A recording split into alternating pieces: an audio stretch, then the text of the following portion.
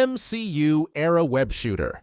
When Tom Holland's Spider-Man swings into the MCU in Captain America Civil War, the first thing fans noticed was his tech, specifically his web shooters. Unlike Raimi's organic webs, Holland's version goes back to Peter's roots as an inventor. His homemade shooters are built from scrap tech with visible cartridges for web fluid that he engineered himself. They're crude, but they show his genius. Then, Tony Stark steps in. In Spider-Man Homecoming, Stark gifts Peter upgraded shooters loaded with insane features: HUD targeting, GPS tracking, and a jaw-dropping 576 web combinations. We're talking taser webs, ricochet webs, split webs, even web grenades. It's the Swiss Army knife of Spider-Man gear, and it completely changes how he fights. By Infinity War, the Iron Spider suit takes this further, with nano-tech shooters that reconfigure instantly in battle. The pinnacle of science fiction engineering. But then, in No Way Home, the shooters evolve again. After Doctor Strange's spell, Peter briefly uses mystical magic-infused shooters, capable of restraining multiversal villains like Dr. Octopus. Holland's shooters are easily the most versatile and advanced in Spider-Man's history, but they come with a trade-off. Some fans argue they make Spider-Man feel too much like Iron Man Jr., relying more on Stark tech than his own street-level ingenuity. That tension has defined Holland's entire run, a Spider-Man torn between the boy genius of Queens and the protege of Tony Stark. Organic web shooter. Instead of Peter inventing a gadget, his body mutates to produce organic webbing straight from his wrists. Raimi's reasoning was simple. He wanted Spider-Man to feel more grounded in biology, almost like a horror mutation. The idea was that if Peter's powers included wall crawling, super strength, and spider sense, why wouldn't he also naturally spin webs? It was a creative choice, but it shook fans who loved the inventor side of Peter. The advantages were obvious. These webs never ran out, and they connected thematically to Peter's struggles with adolescence. In fact, Raimi even leaned into that metaphor. The first time Peter uses his webbing in the bedroom is shot like an awkward puberty moment, but the downsides were just as powerful. Fans argued that taking away the mechanical shooters stripped Peter of what made him unique in the comics: his ingenuity. Anyone could get powers, but only Peter Parker could design a way to use them. One of the most iconic moments in Spider-Man 2 highlights this tension. When Peter doubts himself and loses confidence, his body literally stops producing webbing, leaving him helpless during the train fight. It's a clever way of tying his powers to his emotional state. Homemade web shooters.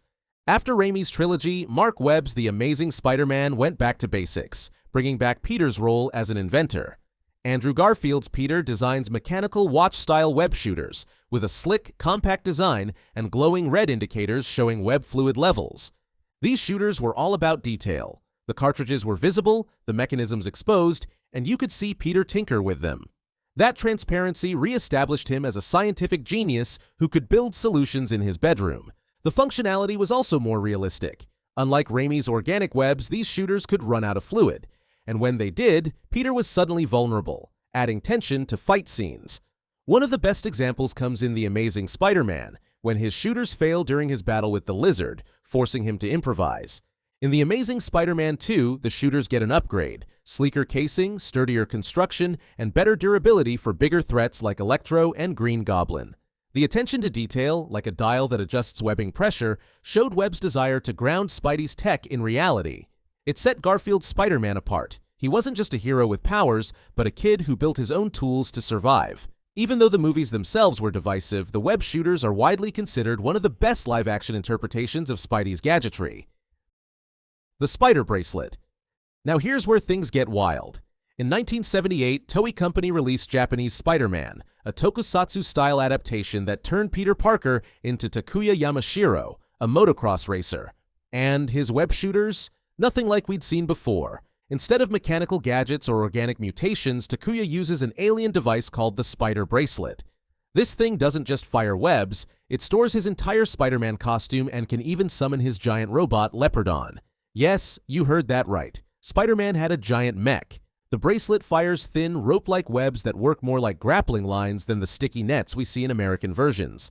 The tone is completely different, less about science and more about alien tech meets superhero spectacle. For years, this version was a cult oddity, mocked for being too far from the source. But over time, fans have embraced it for how unapologetically weird it is. When Spider-Man Into the Spider-Verse included Japanese Spider-Man as a cameo tease, the internet went crazy. The Spider Bracelet stands as the boldest reimagining of Spidey's gear, turning what was once a symbol of Peter's intellect into a full-blown alien super tool. It might not be canon to Marvel's mainline story, but it's proof of how flexible and strange Spider-Man's legacy can be. Clunky web shooter. Before Raimi, before Garfield, before Holland, there was Nicholas Hammond's Spider-Man in the 1977 TV series. And let's just say, the web shooters were not exactly cutting edge.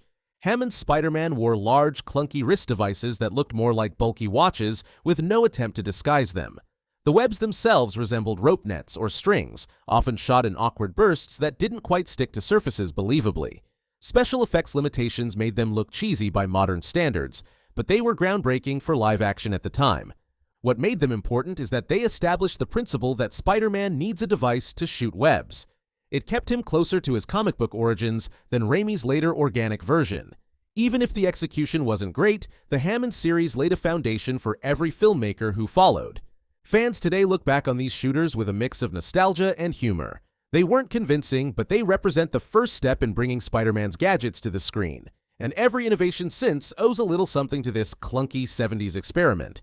And that's every web shooter Spider-Man has ever used. Each version tells us something different about Spidey. Sometimes he's a genius inventor, sometimes he's a mutation, and sometimes he's just plain weird. Which one's your favorite? Drop it in the comments, and don't forget to web-sling that like button and subscribe for more Marvel deep dives. Until next time, I'm signing off before I get caught in my own web.